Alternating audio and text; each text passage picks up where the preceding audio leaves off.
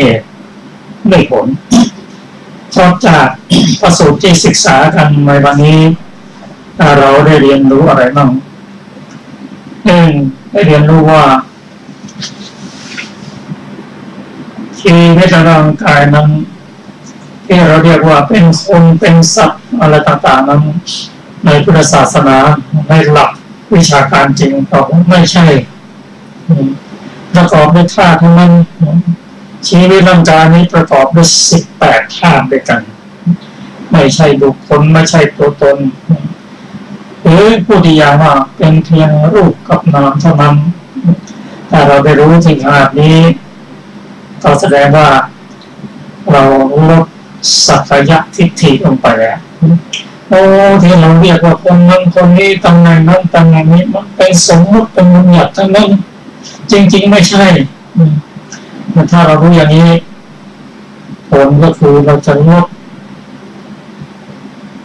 อุปทานลงไปได้เยอะลดอุปทานได้เยอะระดับความทุกข์ของเราต้องลดลงไปด้วยเรามาศึกษากันยกตัวอย่างเช่นเราจะน้อมนำมานี่เราจริงๆนะที่เขาเรียกเราว่าเป็นนั้นเป็นนี้นั้น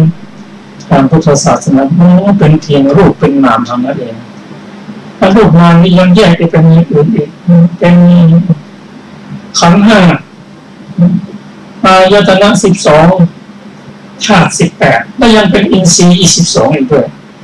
ก็แสดงว่าแยกไปแยกมาให้เห็นฐานไปตามลำดับ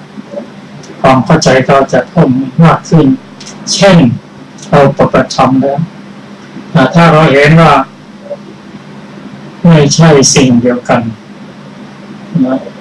ไม่ใช่เป็นตัวตนบุคคลแต่เป็นเพียงรูปกับนามเท่านั้นเอง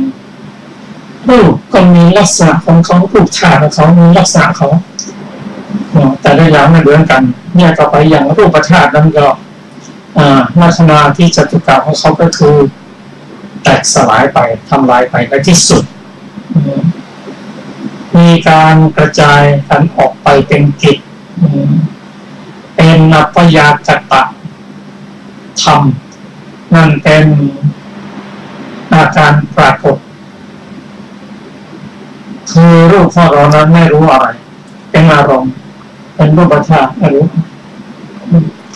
แล้วจะอยู่โดดๆก็ไม่ได้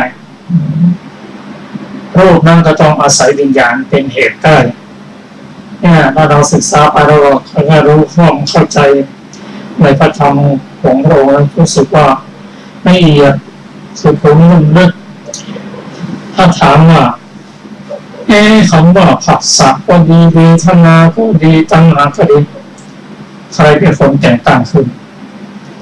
พระพุทธเจ้าของเราเป็นผู้แต่งตั้งหรือแต่ในศึกษาไปเห็นว่าไม่ใช่มีมาอยู่แล้ว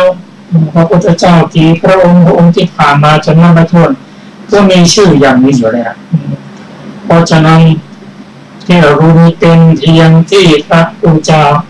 ได้ตรัสรู้และนำมาตีแผ่ให้เรารู้จักว่าส่วนนั้นเป็นวินัยส่วนนั้นเป็นพระสูตรส่วนนั้นเป็นอภิธรรมและอภิธรรมนั้นก็ศึกษาไปก็แยกออกไป